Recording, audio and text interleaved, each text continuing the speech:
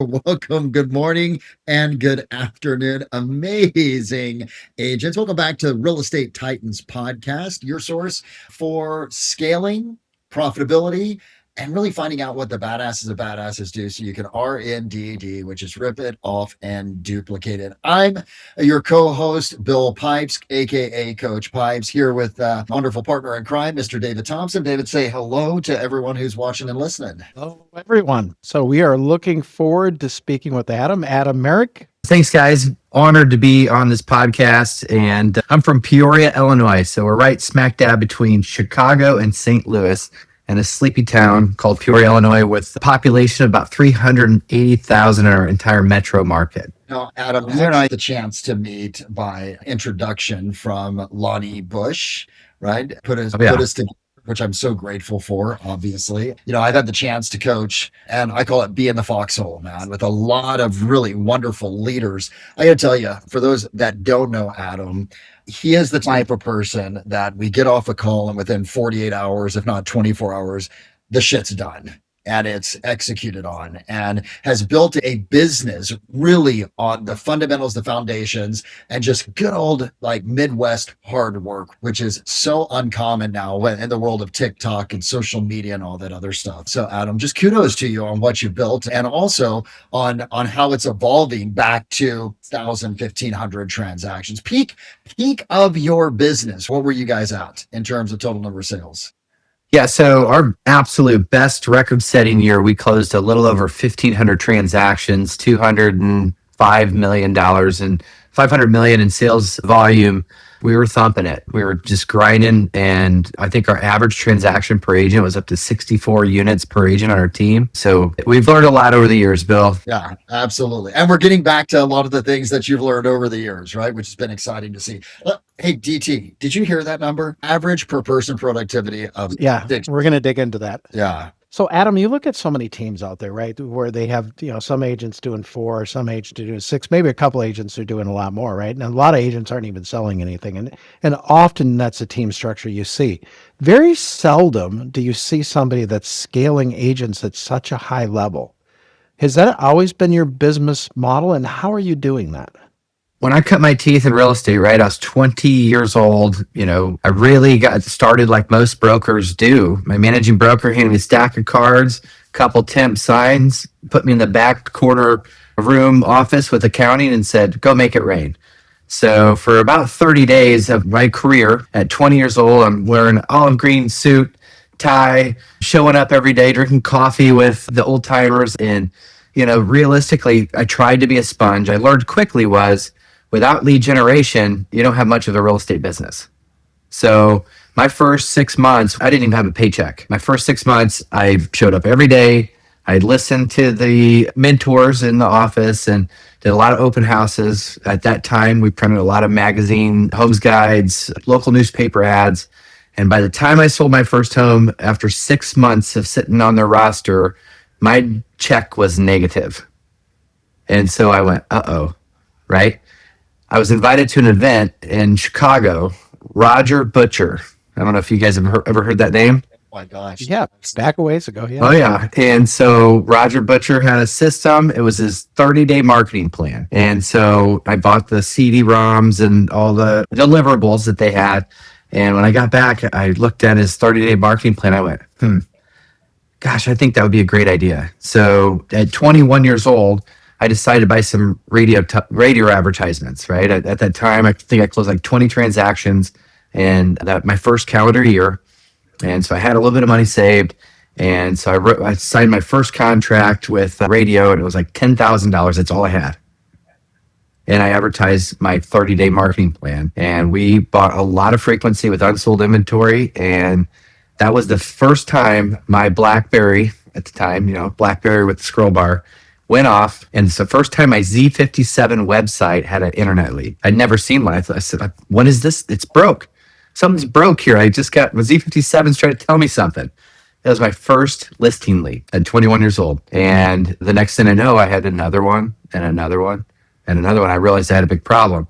I needed to learn how to run a listing appointment. So that second year, we closed 60 transactions. It was just me. I realized quickly that in order to advertise. And first I advertised, generate a lot of leads, but then I realized that those leads didn't always translate into business right away. And I had to learn how to lead follow up and systematize my business. So I've been a heavy producer since I was 22 years old. That's when we started figuring things out. And I think at 22, I must have closed out maybe 80 transactions. My best year in production, I probably closed 200. And so with that work ethic and when you talk about blue collar, right? Like we have that in the Midwest. I mean, I know so many agents like me. We have that Midwestern blue collar work ethic, and we're not digging a ditch. We're following up with leads. We're helping people with the biggest investment and asset of their life. And, we're problem solving constantly. But in order for us to get agent productivity up, they emulated what I did. So my first buyer agent, my first admin, they witnessed what it took to operate at a high level. And it just became organic, and it was just part of the culture from the ground up. So our productivity has always been pretty high, but, I led from the front. I didn't lead from the back, and I didn't expect to be a top-down leader or entrepreneur. And so from an admin seat to the marketing seat to, I've sat in every seat that there is to sit in. And I had expectations of what could be possible when I replaced myself in each one of those roles. Also, what's your team now? The size of your team, how many agents, what the average agent production, where do you guys get your business from? Just kind of unpack what you're currently doing, if you would. Sure. So our team size right now, we have 17 agents on our roster. Average productivity as of last year, I think we're at like almost 43 units per agent. So we did go down a little bit. Leads and business, we're a heavy marketing team. So in a metro market of 380,000 people, we probably run 4,000 radio ads, 2,000 or 3,000 television ads, depending on the time of year, what campaign we're pushing. We have 25 to 30 billboards up at any given time. Of course, we do a lot with PPC. We've got a big marketing optics on social media. So we cover a buffet of different strategies to get some of that business coming to us. But we're heavy in marketing, but we're followed up with prospecting. We're prospecting the hands for sure. I would even say it's flipped. I think you guys are skill and prospecting based right now and enhanced with marketing. Right? Like is what I definitely see is that when I come in and I speak to your team, man, like at least now they are on it. They are prospecting. They're almost self-managing to a certain degree now at this point, right? In terms of production expectation and behaviors. Talk to me about in a world where agents really, you have to twist their arm to make calls. You have to stay on top of them to be able to actually follow up on leads. You have to grind on them to have the right skills. What is the process? I mean, because even though you guys have slipped from 60 something down to 40 something in terms of per person productivity, that's still, there are people that would give their left leg to have that, right? In markets. So how do you elicit greatness and have that expectation of higher productivity from your agents? What is that process? Well, I think it's accountability, right? The highest form of love is accountability, right? I think you guys would agree with that. So one, understanding where that line is. I mean, when we hold an accountability line, we know that we're trying to help our agents, our independent contractors make a healthy living. And so creating those expectations up front, I think is one of the most important things. And then number two, for agents that start to get busy, you have to work through skill set. You have to show them the scripts and the tools on how they can obviously handle a higher volume of workload without feeling like they're always living in chaos, right? This business, as we all know, can be difficult from a life balance perspective. However, with the right systems, tools, scripts, and obviously skill set, that does make a massive impact for agents to be able to consider doing 40, 50, 60 transactions. I mean, my top producers have closed out and do close out upwards of 100 to 120 transactions per year, but they're not the only one. And we do have an assembly line process, and that makes all the difference. What do you mean by assembly line process? Right. So let's say if you're a listing agent on our team, lead is generated, goes to an ISA. ISA prospects that lead to an appointment. Okay. Appointment goes to agent. Agent runs CMA, confirms the appointment, runs the appointment, signs the appointment, hands it off to a listing coordinator. Listing coordinator's job is to get that property up and on the market. Our field coordinator goes out. They do professional photography, sign placement, lockbox placement. That comes back. Photos are edited, uploaded. Listing is previewed by the agent, stocked home to the seller for their confirmation, and now we're live and on the market. Their duty at that point would be to service the customer, handle feedback, problem solve to make sure offers are getting presented in a timely fashion and negotiated. Once it gets negotiated, it goes to a closing coordinator. The closing coordinator will take that all the way to repairs, and that license activity gets flipped back to the listing broker because they're familiar with that property. They negotiate repairs, it hands back to closing coordinator, and they sock it all the way to closing. 9 out of 10 times, my listing brokers don't send it to closing table. My coordinators do. So our team structure is around the agent on everything to support them so they can really focus on the one job that they're hired to do. And it's similar for our buyer's agents when it comes to the acquisition of the lead, to the negotiations of the contract, and all the way through the closing. Does that make sense? Well, it's absolutely. Yeah, and it gives you the chance to be able to actually drive efficiency and effectiveness of the organization because you can look at where it is that it's falling apart or where it is that it's actually strong. Question for you.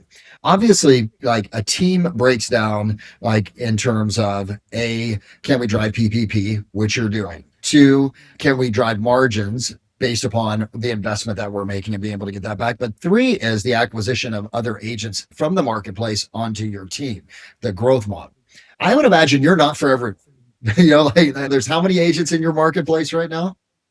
There's 780 brokers in our local market. 780. All right. Your model is one of your work, you put in the time, you put in the effort, etc. That could be scary, repelling, or like not attractive to a lot of agents. Talk to us a little bit about your recruiting model, how you attract the right people, and like in a small pool, how you manage that growth. Sure. So obviously our agent count across the country is rather low for the number of transactions that we conduct. And we do, outside of our 4 walls, it does seem like we have claws and fangs, and we're running one of the things that, we hear from outside brokers that we're like an army or the Navy SEALs where, it's awful to work for us. When in fact, when you talk to agents within my company, they don't feel that way. They feel loved and supported and cared about and sheltered from some of the pitfalls that you find with a lot of other brokers. But our recruiting platform, honestly, the number one recruit for us has been an agent, someone that doesn't even practice real estate, right? So we use a lot of Indeed ads. We pull out the laser pointer when we're dealing with hospitality, such as servers and people that are in the hospitality world or retail world. We will talk to them about opportunities when we see an amazing piece of talent. I mean, that's some of the best hires we've ever had. But we've also transitioned licensed brokers. For us, it just seems like that's been a harder hill to climb. And because we're in a small town, there's a lot of myths about our team and our structure. So we really haven't unpacked too many agent candidates that we've successfully brought over. We home grow our agents for the most part. And one of the beauties in that is that it's a double-sided coin, right? There's a beauty in it. They don't know what they don't know, and they're willing to listen and be coached. So there's a lot of beauty in that. If I tell them that they need to prospect 120 dials in a day, oftentimes they will follow our lead and they will do what they're told. They don't have this ambiguous idea that they just need to sit around and wait for the phone ring.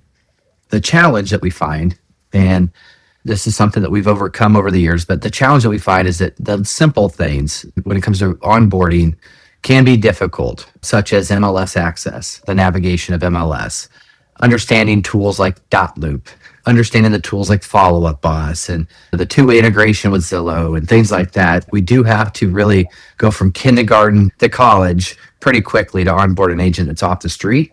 But we've been able to make that work, and with the right talent, it happens rather quickly. In fact, we hired a 20-year-old gentleman recently that I think that he launched and took his first lead in January, and he's already up to 17 pending and closed units already this year.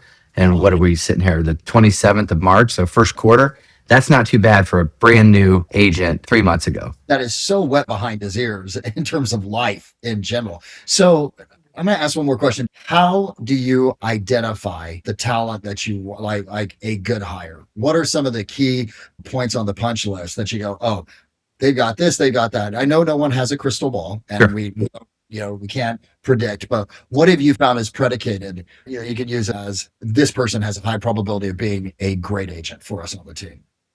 So, I mean, we really try to find something that's internal that's driving them. So, for example, are you an athlete? At what level do you compete at? That's a characteristic that has served us well.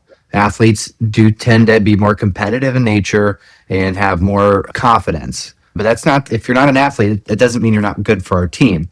But that is one of those easy questions that you can identify. The next thing is, what is your background and where do you come from? What we find is that people like myself, I came from nothing. My father's a laborer. My mother worked in a factory. We didn't have a lot, but I knew my purpose in life was a lot more. And so when we start to see some of these young men and women that started working at a young age, they had to purchase their own car. They had to put themselves through school. They had some obstacles in their way that they have overcome at a high level, and they're still sitting there to interview with you today. Sometimes you can find a little bit about their history and realize that they are a badass and they've got a burning desire to win. And that's probably the number one thing we search for, is somebody that wants to win, right? Because let's face it, real estate's not for everyone. And this is a tough business. You really have to overcome some of those early obstacles to make it on the other side.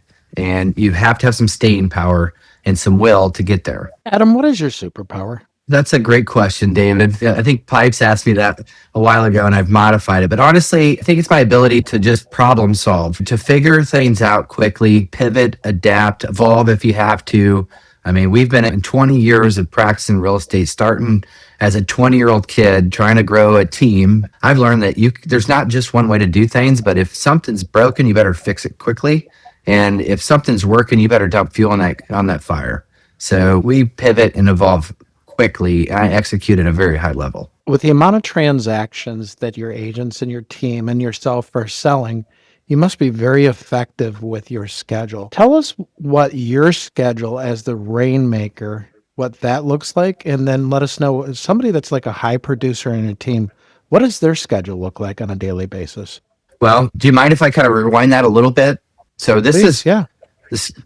talking about my schedule, right? That was the number one catalyst for me to change my life. So, information seeker, I was privileged to be in the Gary Keller 100, traveling back and forth from Austin to Peoria frequently. Quarterly, we'd go there, have to read a couple books, go sit with Gary. It'd be a kind of a classroom style, like a college campus. And I was able to surround myself with some really amazing people. And I remember one trip back home, I had 3 to 4 pages of notes and they were all great, right? I was grading all my notes. I was trying to figure out what I'm going to implement first, scoring the ideas, because you don't take those type of quality notes from 1 to 25. I mean, they just happen. And so you got to jot it down. I was on the plane, and it was back in the day when I had a BlackBerry with the side scroll bar and had a full keyboard on it. And I remember trying to prioritize that list. It was a 5-hour flight, and I'm trying to figure out, what do I do first? And at the moment I stop and I look at my BlackBerry and it's full. Inbox is jammed up with 500 messages after 3 days. My voicemail was just jammed up. And I really started looking at my schedule that was already booked. Well, as soon as I landed, I mean, I was off to the races. 3 appointments a day. I'd run 18 listing appointments a week. And I really felt defeated there for about an hour. I was kind of crying in my beer about, I don't have time to do this stuff. And at that moment, I realized, hold on a second. Is it not that I don't have enough time, or I'm not using my time wise enough? So I started looking at my personal schedule and how can I? And what I realized, if I woke up just an hour earlier, if I could really shorten up how much time I'm doing CMAs, right? To do 3 CMAs a day, conduct 3 appointments, have 2 hours of prospecting, 2 hours of lead follow-up, and grow my business, it was going to take a little different approach and strategy than I've ever implemented before. I'm going to have to get more focused and more dialed in. So I mapped out, before I got off that plane, what my perfect schedule was, and I stuck to it. I did that for 2 years. At that time, we ran up our listing count over 300 active residential resale listings. I hired 3 listing brokers at a time because we got really good at the little things, and that allowed me to implement. So my schedule as an agent was very simple. I had to have my CMAs done by 7:30 a.m., right? That doesn't mean I can show up to the office by 7:30 a.m. I have to have them done, right? We had a huddle at 8:30 every day. I had to make sure that I had all of my inbox cleared, voicemails cleared, return calls made. So I go to my huddle and return to my desk by 9 a.m. to start prospecting for some of my owners and expired listings. 2 hours of prospecting, little break, return phone calls, deal with repair amendments, other things like that. And then 2 hours of lead follow up for all of the customers that knew who I was that I haven't earned their business yet. And then by that time, I had to get off to the races and run 3 appointments. My appointments were 2:30, 4:30, 6:30, 5 days a week. Saturdays, I'd run 3. So 18 appointments, 18 to 20 appointments a week. My best Saturday, I took 6 listings, 6 for 6. I was pretty pumped on it. So as an agent, I had my schedule dialed in, and I was able to show my team as I onboarded my team members, this is how it's done. Now, Sundays, I could pause, shut down. I was on just strictly growth mode. It was a heavy pace, but I had big goals.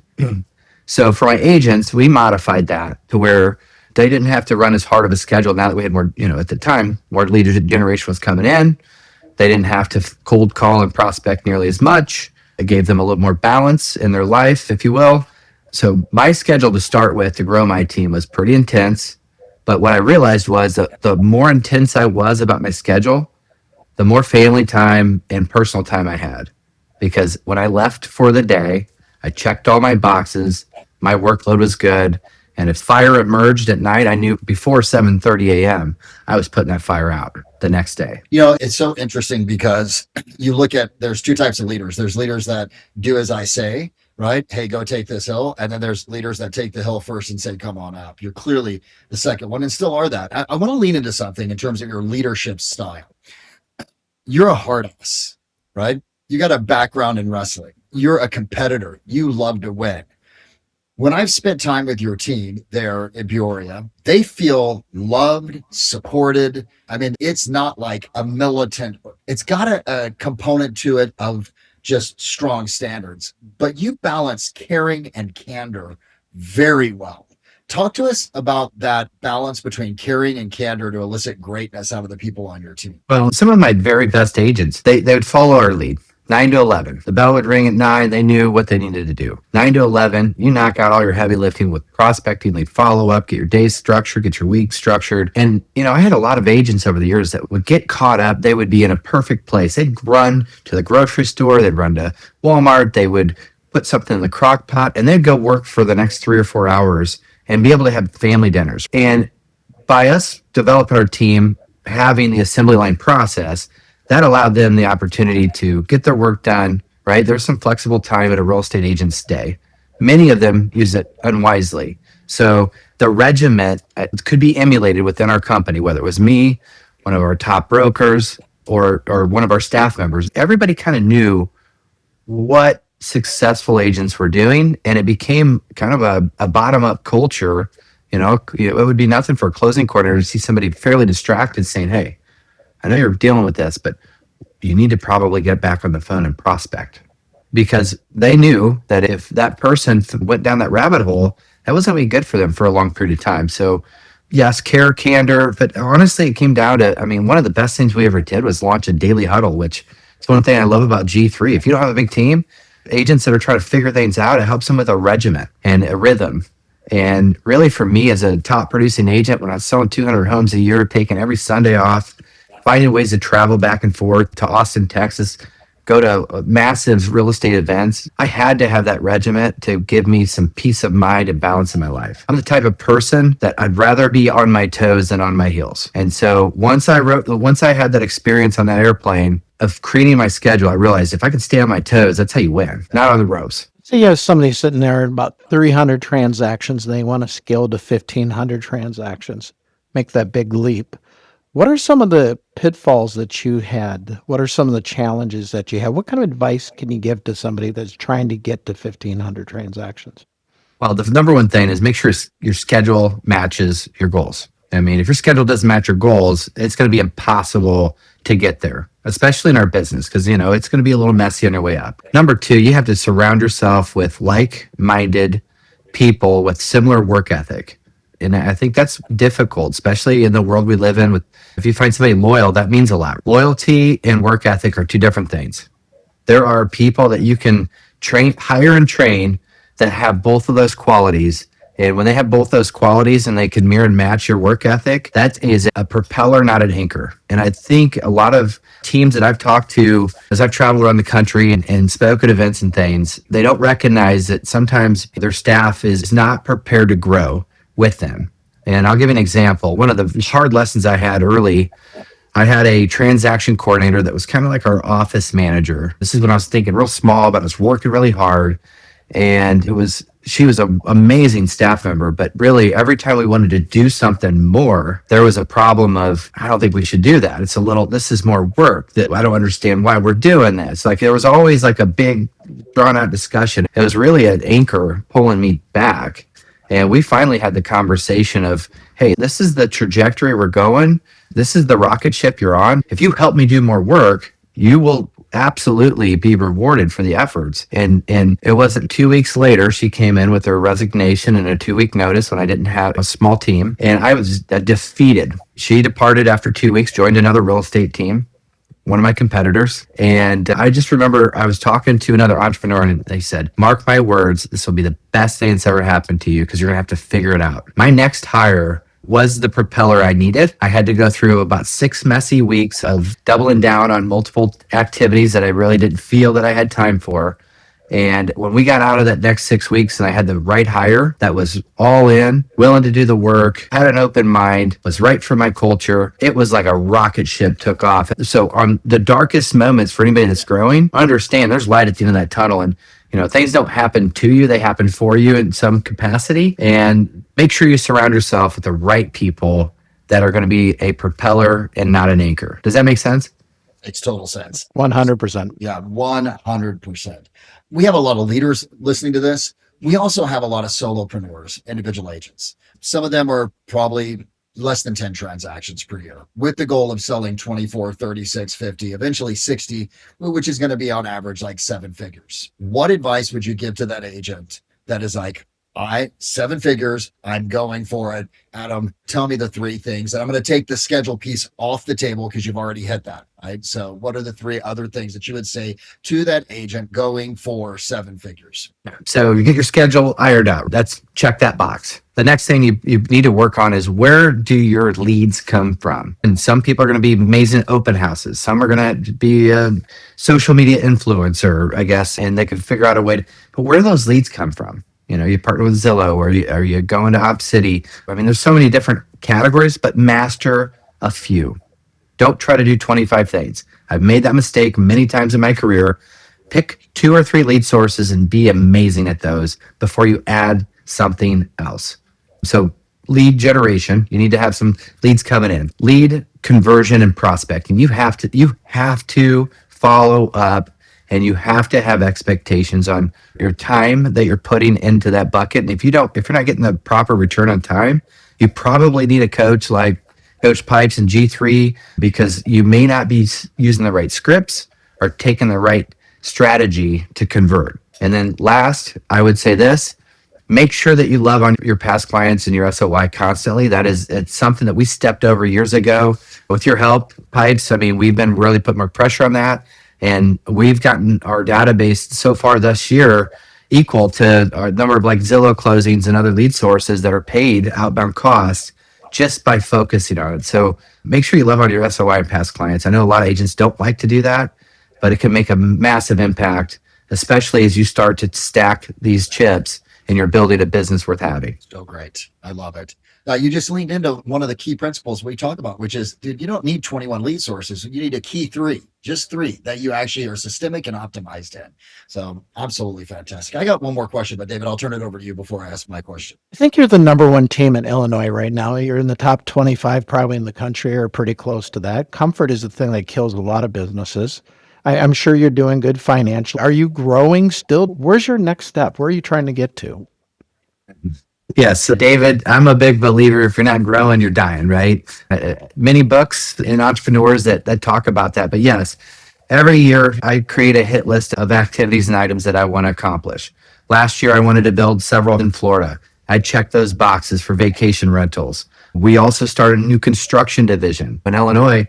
And in the market that I'm in, we went from 3,600 active listings down to, I think we're at like 700 or 800 right now. So we knew the inventory was a challenge. And it's like, how do you fix that problem? Why don't we start erecting some of these homes and position ourselves in a different place, right? Luxury has been a market that we live in a community where there's a Fortune 500 company called Caterpillar, and Caterpillar shipped their top end executive level workforce outside of our market, which really hurt our luxury market.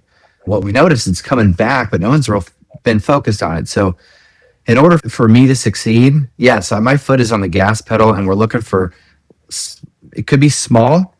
And some of those activities that I mentioned are large and hard to do, but I'm always looking to grow. And honestly, where I stand right now, this business has done so much for me and my family. It's not really about growth for myself as much as it is helping people that have allowed me to get where we're at, my staff and my agents, and provide bigger opportunities for them. That's kind of where I'm at in my career right now. Is my push is a lot to do with some of the people I've surrounded myself with to make sure that they have opportunities that they never thought were possible. Awesome. Bill? Question. Longevity. Not longevity of you in this business, because I know you've got dragons that you're slaying and things that you're taking on. I mean, 1,500, baby, like it's coming. Getting back to that number, but longevity of agents at the organization. A lot of people would think, oh my gosh, these agents are selling so many homes. Why would, do you have an attrition challenge? Do people leave? How do you extend the lifetime of an agent on your team, and why don't they leave? So, we haven't solved every problem in that camp, but what I can say, what I've learned over the years is, one, you have to create a system where agents feel like they have some runway, and not every agent's cut from the same cloth. And I think a lot of team owners kind of miss this. You're going to have an agent that loves certain lead sources. You have agents that don't love those lead sources. But as a team owner, what I've done for years is try to put everybody in the same box and same camp. Recently, we've been trying to figure out what our agents excel at, and let's dump some fuel on that fire. And there are certain aspects of real estate they're not great at, and they don't want to. I've got a lot of senior agents that don't want to do open houses.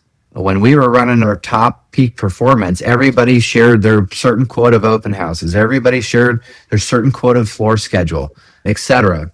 And what we're finding is that now that we're asking more questions and helping lead them down the path that they want to go down, that's really allowed us the opportunity to have different conversations about past clients. I've got some agents that are amazing, absolutely amazing connectors that connect with past clients, SOI, and they love it. They don't love going to open houses or taking Zillow leads. And that's okay, right? And we have to find a way to help them fuel their fire so they have some staying power on our team. The other thing I'll tell you is having a great support staff helps me tremendously.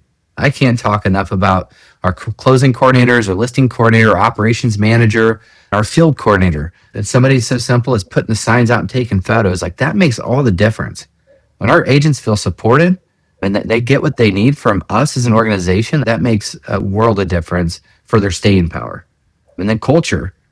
Man, you really have to keep an eye on your culture, and you have to address the hard things. You have to have hard conversations with folks that might be a little negative. Their mindset isn't right.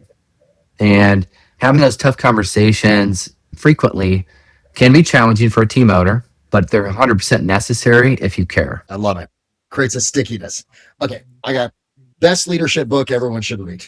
What's the one? You know me, avid reader. What would you say is like, hey, if you're going to be a leader, you got to read this? Honestly, I'm just finishing up kind of the whole series of Traction, right? EOS.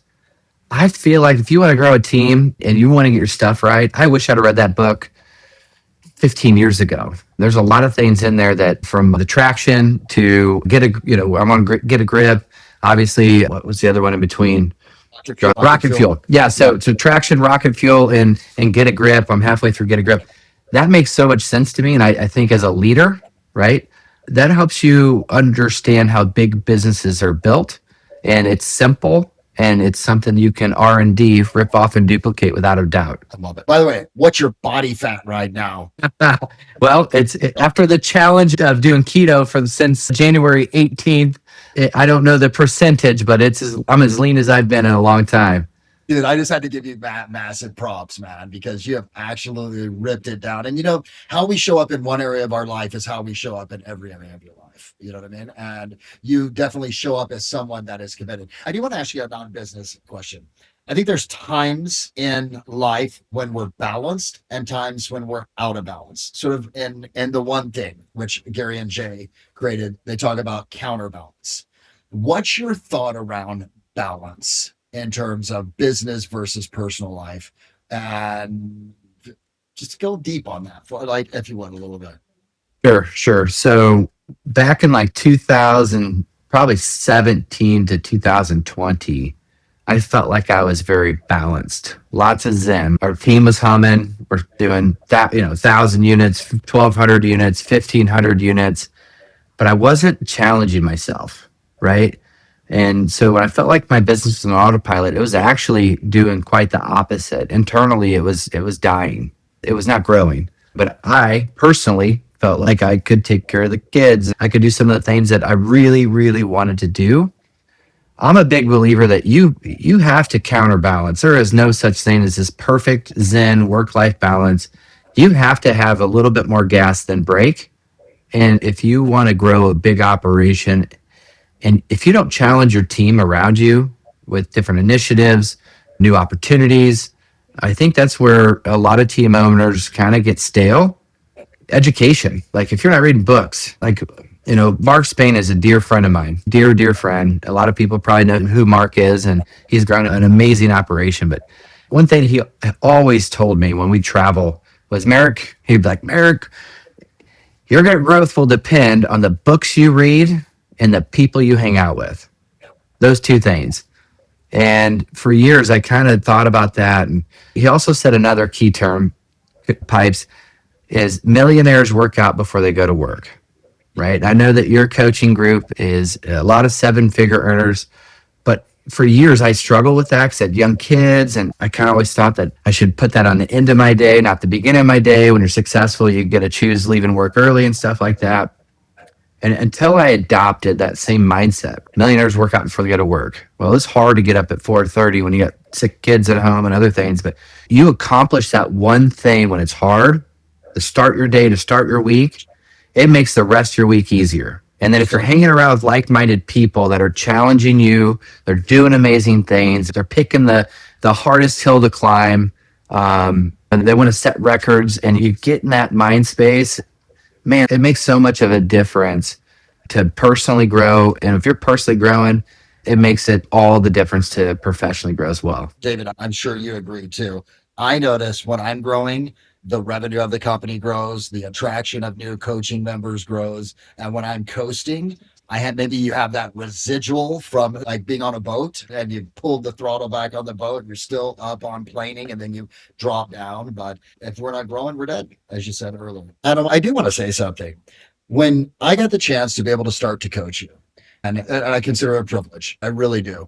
It gave me faith again that a big team based upon discipline, skills, and leadership from the front could still succeed in a digital world with all the AI and everything else. You guys have an amazing foundation, fundamental, and you lead with your heart and your foot at the same time.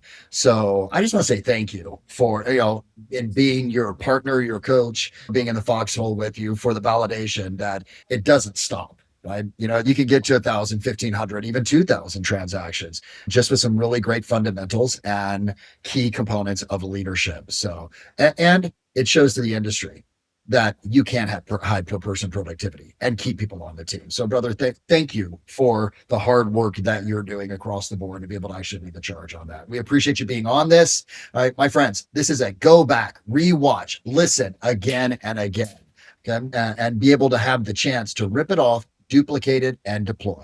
All right, Adam, thanks again. Anything you want to say as a shouting part to the crew that's out there watching and listening? Yeah, well, one, Bill and David, thank you so much. You guys have really poured into your customers. You're poured into the G3 network. I'm a huge believer. I'm a big fan. Love the work that you're doing, and you're leading from the front. You're leading with your heart, and you care about your customers and your coaching clients, and it shows in a big way. So as a client, a fan of what you guys are doing, thank you keep it up. And for some of the listeners out there, I never dreamed in a million years that I was going to be able to sell 500, 600, 700, 1,000, 1,500 transactions in one singular year. I had no idea until I put myself in rooms where people were so kind to share and they were operating that type of level. You can do it, and you can do it quickly if you execute and you constantly surround yourself with like-minded people. So if you're not a member of G3 Network, I would highly recommend it. I appreciate that. And thanks for adding and contributing to it always. So, well, guys, there it is. Another great session with Real Estate Titans. Adam, absolutely amazing. And you know what? Here you go. If one can do, all can do, as long as you put the time into effort and follow the right system. So DT, man, anything you want to say to the crew as we're getting out of here besides get their asses to work? Adam, what a pleasure. Thanks for taking time with us. Thank you guys. It was an honor. Thanks again.